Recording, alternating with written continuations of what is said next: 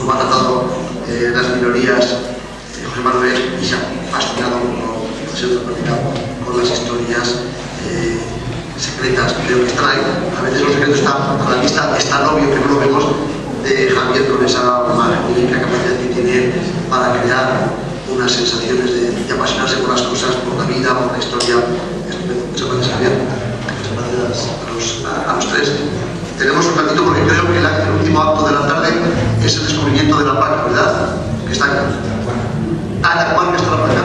Entonces, de aquí tenemos que ir a la cuarta. Vale. Pero como está prevista la exposición del descubrimiento de la placa, tenemos un ratito, si ustedes quieren, para que conten a los tres lo que estimen oportuno o vienen al respecto. Venga, a ver, ¿quién se anima?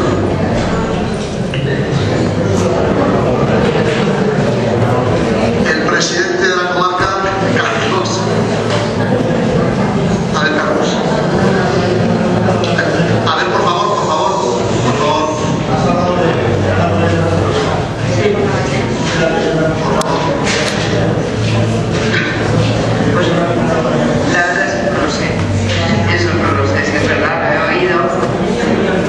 Tenía un puñoncillo, sí. El puñoncillo.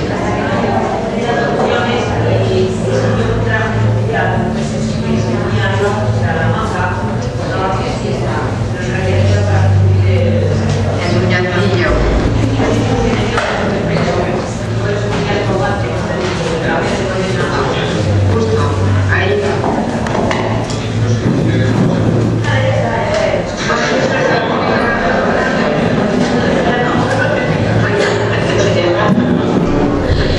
Pues aquí han preguntado a ver si es verdad que Ana Bolena tenía 6 dedos, y sí, parece ser que tenía un muñón por lo menos en una de las manos, y llevaba una manga, diseñó un vestido, hizo que le diseñaran un vestido que la manga le cubría el muñón para que no se viera. Aunque también decía que tenía 3 pechos y que tenía una... Sí, la B esta de Bolena que tenía sobre el tercer pecho. Y bueno, me imagino que diría que también que tenía rango, ¿no? Porque es como... Sí, es una de las cosas que se suele decir, porque era bruja. Sí, claro, acabó en el culo. Sí.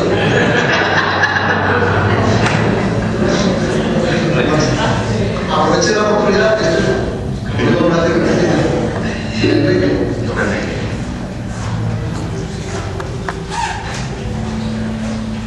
Sí. Almudena, has aludido a un trabajo de Gregorio Marañón, que me imagino que te refieres al ensayo de biología de Enrique IV. Aparte que tiene no es una novela, pero desde luego es muy grato de leer. Es una cosa por la cosa que tienes de estas preciosistas, ¿no? ¿Cuál es la diferencia entre lo que es una novela y leer un relato de Santi? Yo creo que también es atractivo de por sí. Luego, también haciendo referencias a ese trabajo de Gregorio Marañón, que es de los primeros que hizo el ensayo de biología, de otras cosas médico. En ese trabajo, él sí que establece, o por lo menos da bastantes pautas de cuál era el comportamiento, la situación sexual de Enrique IV. Así que daba unas cuantas pautas. Y él abogaba ante que la Beltraneja era hija de Enrique IV. Por lo menos se empeñaba en eso. Que pudo ser, claro. Pues ahí queda el secreto, como ese secreto quedará para siempre. Para siempre. Lo que sí sabemos es que había unas luchas intestinas entre los caballeros, los partidarios de un lado y de otro, que sabemos que durante el medievo existieron en todas partes, en toda Europa prácticamente, había diferentes bandos.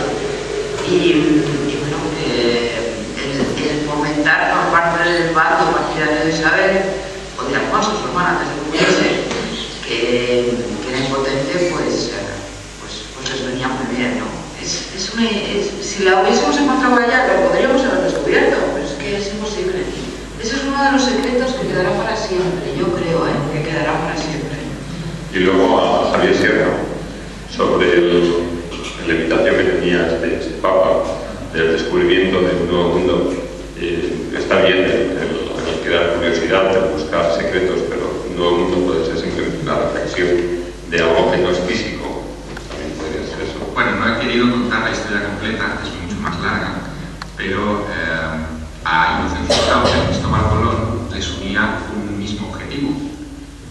Y es que una de las cosas que dejó incumplidas Inocencio VIII fue la consecución, la organización de una nueva cruzada para reconquistar Tierra Santa. Justo ese era el objetivo de Colón en sus viajes, no otro. Y lo hemos sabido gracias a un libro que se conserva en el Cabildo de la Catedral de Sevilla, muy poco citado, pero es el único de mano, o sea, de su puño y letra que se conserva, ni siquiera su diario está en el puño y letra de Colón, que es el libro de las profecías de Cristóbal Colón. Otro tema que da para novela. En él, Colón, haciendo un alarde de erudición bíblica, se presenta como un tipo profetizado ya en el Antiguo Testamento, y cuando dice, y estas son mis profecías, alguien, no sabemos cuándo, arrancó las páginas que siguen. O sea, no sabemos cuáles son las profecías supuestas de Colón. Eso está ahí. Bueno, pues en ese libro, Colón explica claramente que su misión es el de asumir su destino implícito en su propio nombre, que es el de Cristóforo, Cristóbal, Cristoferens, el portador de Cristo. Él lo que quería era ser el Cristoferens a Tierra Santa. Justo a la misma sesión de Inocencio VIII, hay algunos que llegan a suponer que este papa, Giovanni Battista Figo, que era genovés, estaba emparentado de alguna manera con Cristóbal Colón, y que Cristóbal Colón se quedó desolado cuando a la vuelta de su viaje vio que se había muerto y que había un español ahí, que fue el que nos garantizó después el desembarco de los españoles en América. También qué casualidad histórica tan colosal. Es decir, Alejandro VI en el trono de Roma cuando se produce el mayor acontecimiento de la historia de la humanidad. En otras circunstancias las cosas hubieran cambiado. Una última cosa, me da un poco de miedo, de mucho miedo, lo que voy a decir y me corregís, pero Cristóbal Colón, además de genovés, podía que fuera español, porque en aquel momento Génova pertenecía a la corona de Aragón. Pero ¿por qué ocultó Colón su cuna? ¿Por qué la ocultó? Aquí podemos iniciar el debate, esto está bien. Bueno, claro. Génova en 1492 no era Portugal. Génova. Sí. Creo que tú tenías. No, pero me había dicho de la esperanza. Hay un tema que es muy curioso y que no se suele mencionar, y es que en el plan de la prueba, en la guerra entre Isabel y Juana, apoya a Isabel. Se cambia, es que casi todo se va cambiando de bando. Ya, pero si hubiese sido el padre de Juana, se supone que hubiese apoyado a su Sí, yo quería decirle a Javier que él habla de los secretos de América, hay muchísimos secretos, como tú sabes. Están los famosos colominos de la isla de Pascua, que hasta el día de hoy no se sabe por qué miran, de dónde miran. La propia lengua de la isla de Pascua. Isla aérea de Canca, que tiene como para jeroglíficos de nada. Hay muchísimos misterios. Y creo que Colón llega a América buscando una ruta, simplemente. Él está buscando la ruta para llegar a Chipango y a las tierras narradas por Marco Polo. Se tropieza con América y no se da cuenta que está en América, sigue pensando que está. Es recién en el tercer viaje cuando Colón empieza a darse cuenta que está en algo nuevo. Y lo primero que piensa, eso es lo más asombroso, es que está llegando al paraíso terrenal. Identifica con las aguas la desembocadura del Orinoco, donde llega en su tercer viaje, y las páginas en lo que escribe es sobre que ha llegado al paraíso. Y se lo escribe al Papa de la época, que ha llegado al paraíso terrenal. Y da una descripción, porque además son tierras paradisíacas, con habitantes que viven ahí en las condiciones casi del mito orgánico. Y el libro de las profecías que Colón escribe, lo escribe después. Claro, es el último. Lo escribe después, o sea que cuando él va, es curioso, el cambio de su propia psicología a lo largo del tiempo, empieza a buscarlo simplemente comercial, una ruta comercial, y termina invocando a Platón, la Atlántida, a Aristóteles, la famosa expediciones cartaginesas sobre el Atlántico, las islas de la Edad Media, los famosos mitos de la antigüedad que presienten lo que ya se llamaba la antigüedad la cuarta región del mundo. Y anota la tragedia Medea de Séneca, donde se habla de la llegada a la última Tubia, o sea, a las tierras que están más allá de lo conocido, la anota el hijo de Colón, esa profecía, el padre la había tenido. Aquí está en la plaza de Colón de Madrid. Es asombroso cómo al paso del tiempo, en vez de haberlo vuelto pragmático y realista, lo va volviendo místico, trascendental y buscando raíces del descubrimiento de América en el pasado. Algo de esto, ya estoy adelantando lo que voy a decir. pero en cierto modo es asombroso cómo España lleva al principio una búsqueda de una ruta comercial y termina buscando por la fuente de la juventud con Florida, con León, el Dorado, como todos aquellos, las Amazonas, que son mitos de la antigua Grecia, del norte de Grecia, de la zona de Tracia, que se reencuentran en América, aparecen, bautizan el río, se los identifica con los mujeres de la esquina de Guadalupe y de la zona de la Playa.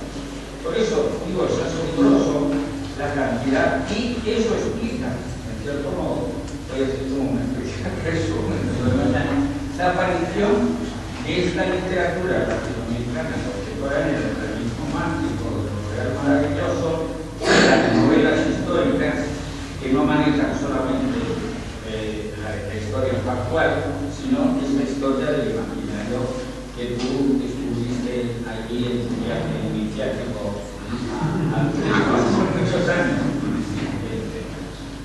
Gracias, Fernando. Vamos, me encanta que lo saques. Daría para hablar mucho porque Colón era un tipo bastante raro. Sabemos que él estuvo en Madeira, por ejemplo, y una de las cosas, eso cuentan de él, una de las cosas que hacía era ponerse en las playas de Madeira para observar cómo llegaban troncos y cosas del fondo del mar, y eso le dio a él la idea de que ahí podía haber algo, ¿no? Era un tipo de alguna manera, pues era un friki, ¿sabes?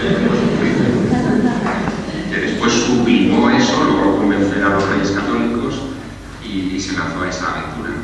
Pero hay muchas lagunas, ¿no?, en torno a la... He leído que en Madeira se encontró con un capitán vasco que borracho perdido, al cual le robó unos supuestos mapas. Sí, bueno, pero es que esa misma historia...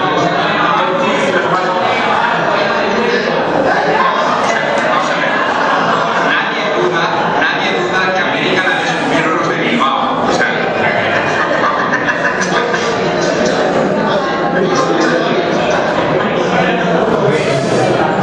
hemos llegado a la conclusión de que Colón pudo ser de Bilbao.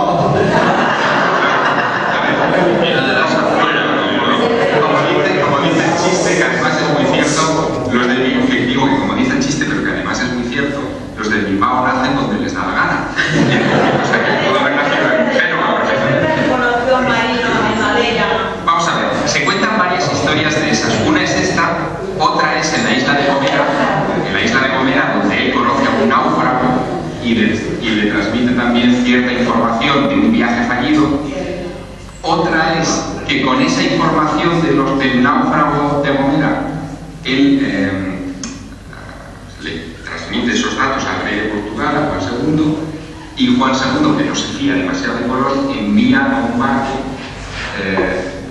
con portugueses hacia América, pero no sigue la ruta de la corriente, que era el secreto de Colón supuestamente, y se enfrenta al mar Tenebroso, vuelve la nao desarrollada y Colón se entera de que el rey Juan II le ha traicionado y por eso se marcha a España. Todas esas cosas se cuentan. Hay un año perdido en la historia de Colón, en la historiografía de Colón, que es justo anterior a su encuentro con los reyes católicos, que también da mucho juego para esto del misterio y los novelistas. A mí me parece fascinante, desde todo punto de vista. Y desde luego, Fernando ha apuntado algo que es muy importante, y es que, en el fondo, fue gracias a esas búsqueda de la eterna juventud, a esa búsqueda, no lo ha citado Fernando, pero seguro que mañana lo cuenta, de las 10 tribus perdidas de Israel, porque también pensaban que se habían extraviado en América, y hubo muchos fratres y sacerdotes que se dedicaron a esa búsqueda, que exploramos el continente americano. Si no, ¿qué? Nos hubiéramos quedado en las costas, en los sitios seguros, pero no nos hubiéramos adentrado en terra incógnita peligrosa. Hombre, era lo de Toti de Bilbao que me parece muy importante, ¿no? Hay una realidad, sí hay historia, hay una realidad muy evidente. Colón no encuentra tripulaciones para hacer su viaje. Ha conseguido los barcos, 12 de ellos, porque el puerto de Pagos, que no estaba en Bilbao, estaba montado por cosas que habían hecho los ingleses. Pero no tiene gente, no hay tripulaciones que se arriesguen a meterse en el mar tenebroso. El Atlántico es el mar tenebroso y no hay más que buscar la cartografía del siglo XIV y XV para ver cómo lo pintaban los cartógrafos. ¿Qué cosas encontraron? Pero lleno de dragones, que se comían los barcos, que nadie se atrevía a alejarse de la costa, hasta que dos marinos de Pagos, Vicente Yáñez y Martín Alonso, son los dos, deciden enrolarse. Y fue como el toque de llamada en el momento que Martín Alonso dice: yo preparo una tripulación para irme con este tipo que no se sabe de dónde es. Hay quien dice que era Colón, catalán, pero al final no sabemos de dónde es. Empiezan a enrolarse marinos y se logran llenar las tripulaciones de la Pinta, de la Niña y de la Santa María. Y Juan Sánchez, que a mí me parece muy bien que lo haya recordado porque es una de las tristes figuras tantas de nuestra historia que están olvidadas, es uno de los que en torno a la leyenda le facilita a Colón una información fundamental, porque él, cuando está en Madeira, tiene muchísimo acceso a la documentación, entre otras razones porque se ha casado con la hija del gobernador, con Felipa Moniz de Perestrello, y por lo tanto accede a todo lo que quiere en aquel momento. La verdad es que los marinos vascos han hecho muchas cosas, pero allí tocaron un poco.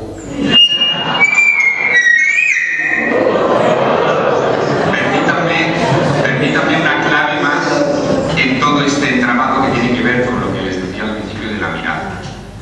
¿Y si ninguno de nosotros, por lo que hemos contado hasta ahora, tuviéramos la razón?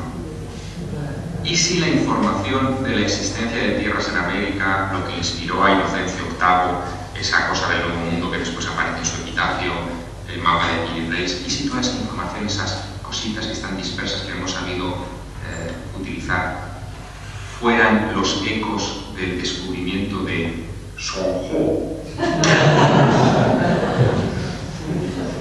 En 1421 se monta esta flota del tesoro, que antes nos contaba Marga, es una historia fascinante, para circunnavegar el mundo, para ampliar la red comercial china. Los chinos siempre con lo mismo, pero es verdad. O sea, la red comercial china para recabar dinero con el que financiar la ciudad prohibida de Pekín. Es decir, poca broma. Se quiere construir eso, el emperador necesita fondos y lo que se le ocurre es decir: oye, vamos a inundar el mundo de tiendas de chinos, ¿no? Bueno, pues más o menos. Manda esta flota del tesoro y hace cosas increíbles en su cartografía, en su viaje, que dura varios años.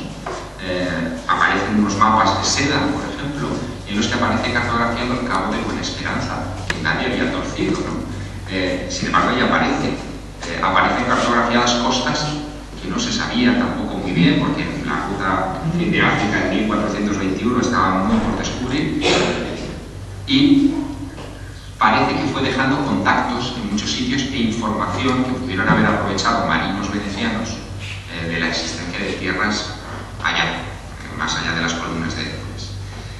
El hombre que dio a conocer en Occidente a Sonjo es un piloto de submarinos de la Royal Navy británica llamado Gavin Menzies, que escribió un libro llamado 1421, está en bolsillo también, o sea, yo se lo recomiendo, que es fascinante, donde cuenta todas estas cosas, e incluso el descubrimiento de juncos chinos en San Francisco. En la desembocadura del río San Francisco se han encontrado restos arqueológicos del siglo XV de juncos chinos y arroz que venía evidentemente de Oriente. está afortunadamente disponible en español, que se llama 1434. El título es más complejo, dice: el año en el que una flota china magnífica zarpó hacia Italia e inventó el Renacimiento. Donde dice, y es interesante, donde dice que los contactos que tuvo China en ese periodo, en el año 34 y posteriores, con Florencia, Venecia, etc., propulsaron muchas de las cosas que ocurrirían a partir de ese momento, especialmente a partir del Concilio de Florencia, de Ferrara primero y después Florencia, que es el momento troncal de la historia del Renacimiento. Que Galileo, cuando monta su telescopio y observa las lunas de Júpiter, lo que hace es copiar un invento que efectivamente los chinos ya poseían. En fin, que la imprenta, que nosotros pensamos que inventa Gutenberg, ya los chinos la estaban utilizando habitualmente. Luego, a lo mejor lo que tenemos que hacer es quitarnos la visión meramente, como decía Marga, mediterráneo-centrista y ampliar, ahora que estamos en un mundo global y empezamos a poder, y empezar a ver las cosas en su conjunto. Pero si eso hubiera sido así, que debería haber sido así, y parte de ello hubiera sido seguramente así, no sé. Si hubiera sido tan trascendental para ese renacimiento, para ese renacimiento, ¿no crees que habría muchas más referencias en nuestra zona? Es que no sabemos cómo se produjo eso, es decir, nos falta esa es una suposición. No, vamos a ver. Todo eso tiene que ver también con la ambición humana, es decir, a los chinos no los entendían, pero si de repente un señor lo veía haciendo así y que salía un papel, vamos por caso, Gutenberg dice: coño, qué idea, y lo pone en marcha. O sea, y no va a decir: la copié de uno con ojos así que estaba en el puerto de no sé dónde. Es que quizá nos hemos perdido algo. Evidentemente todo esto está por explorar, pero es interesante. Pues no pensaba contarlo, pero bueno, al hilo de esto, a ver, hace, ya no sé ni qué día vivimos, sábado, ¿verdad? Pues allá por el miércoles o el jueves, traduciendo una crónica que quedaban unos detalles, una crónica árabe que había que matizar unos aspectos, pues hay una referencia, hombre, una tira para León, ¿no? Entonces la referencia era leonesa, era de unas esclavas que, bueno, se regalaban al sultán, al emir Muhammad I, para situarnos primera mitad del siglo IX, ¿no? Entonces, que eran monísimas de la muerte, que las rubias se cotizaban más y que las había de dos tipos, copulativas y de servicio. Las copulativas eran más monas, las que eran feas, pues a fregar. Y sale a continuación una noticia que dice: y de las mujeres más hermosas de Yiliquilla, y estoy diciendo mitad del siglo IX, ojo, que el dato es bueno, dice: algunas de ellas eran enviadas a los contactos que tenían, por entendernos, lo más hacia el este posible, ¿no?, con las gentes amarillas que venían del reino llamado del corazón. Y los chinos llaman a su reino el reino del centro o el reino del corazón. Es el nombre antiguo de China. Queda el dato. A lo mejor había contactos mucho antes de lo que podíamos imaginarnos. A lo mejor simplemente es una referencia sin más, o habrá que buscar. Pero sí que es muy curioso, igual que decíamos por la mañana lo de Zipango, ¿no? Seipango, que es como se llama Occidente. Y que a lo mejor este chico pues estaba despistado y Colón buscaba España, donde estaba España, como el Lutier, ¿no?, que fundaba Caracas, en el centro de Caracas, que ya estaba fundado. Pues a lo mejor esa referencia nos habla de contactos a través de los musulmanes mucho anteriores, quizás. Lo dejo como Javi, o sea, queda ahí el dato. Todos los años, una flota china salía con sedas a aprovechar los vientos del monzón que soplan del mar a la tierra y en consecuencia empujan muy bien las naves desde Oriente hacia Occidente, llegaban a Yemen, desembarcaban allí sedas, etcétera, etcétera. Tenían un puesto comercial importantísimo los chinos. En Alejandría, la seda era una de las joyas textiles más importantes de los romanos. De Cargo, Cristina, yo estuvimos hace 4 años en Siria y vimos, bajo el desierto, una cantidad considerable de restos de la seda en pan vida, hasta aquí se distribuyen también por todo el mundo. O sea que esas relaciones comerciales son bastante conocidas. El problema es que los arqueólogos trabajan muy despacio y cuando se publican las excavaciones arqueológicas pueden pasar 10, 15, 20 años después de la finalización. momento, por cierto, estoy yo de acuerdo con los de Bilbao, con los de León, con los de Teruel, pero quien impulsó y pagó el viaje de Colón era Luis Santángel, que era de familia de la Roca, que conste.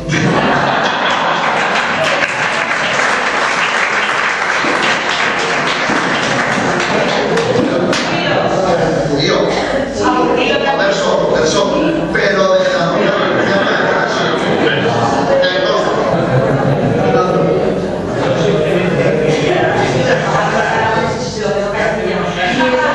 cuando se festejó se conmemoró el sesquicentenario del descubrimiento de América, salió toda una corriente de los países escandinavos recordando y reivindicando que los vikingos habían llegado antes a América, Eric el Rojo, y los irlandeses, a través de las expediciones de los monjes irlandeses en el Atlántico Norte, que es fuente de numerosas leyendas medievales, llegaron a las costas de Terranova y a las costas de Groenlandia y de allí a Terranova. Eso también se han encontrado inscripciones en las piedras, hay un poblado vikingo en una bahía de Terranova excavado y reconstruido que se llama Lance Auxvidos, que está en Terranova, y hay restos vikingos de Keynes y demás. Lo que pasa es que, a diferencia de los chinos o de los vikingos, la trascendencia del viaje de Colón es fundamental. Porque lo que cambia, eso es lo que cambia todo, la visión del mundo. Por mucho que hubieran ido los vikingos o los cartagineses, eventualmente.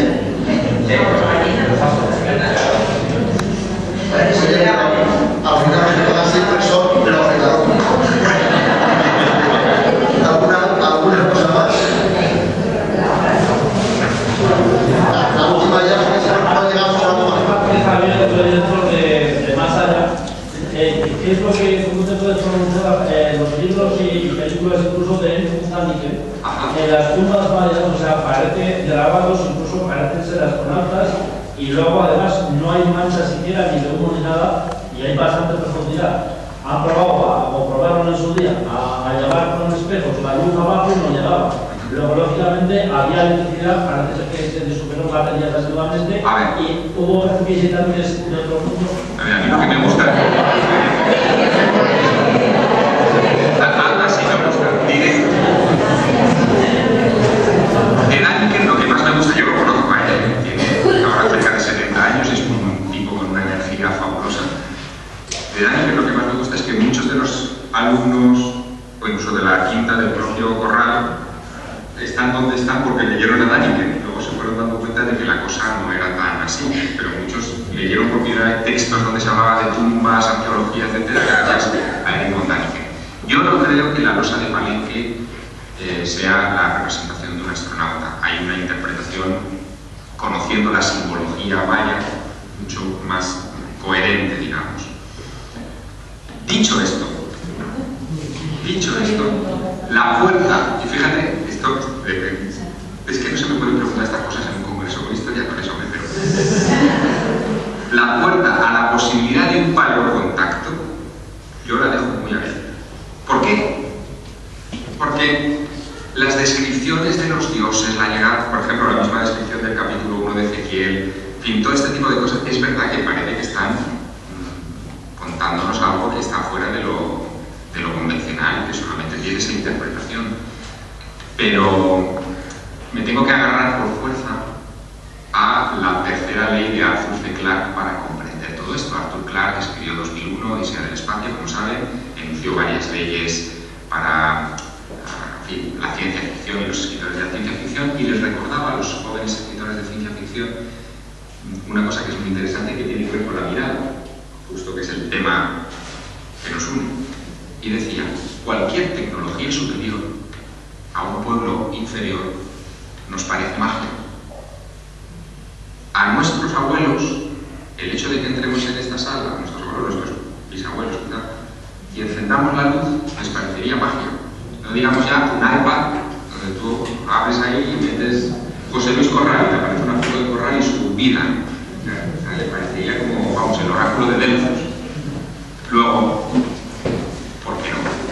¿Por qué tenemos que pensar siempre en clave reduccionista? No nos acaba de decir hace una semana, lo recordábamos también aquí, que ahora hay partículas que viajan más rápido que la luz y que el dogma de que nada viaja más rápido que la luz se cae por su propio peso.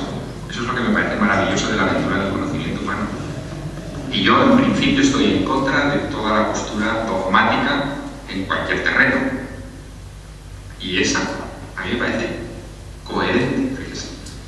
Bueno, Carlos, sí. ya sabes, el año que viene unas jornadas sobre novelas de ciencia ficción.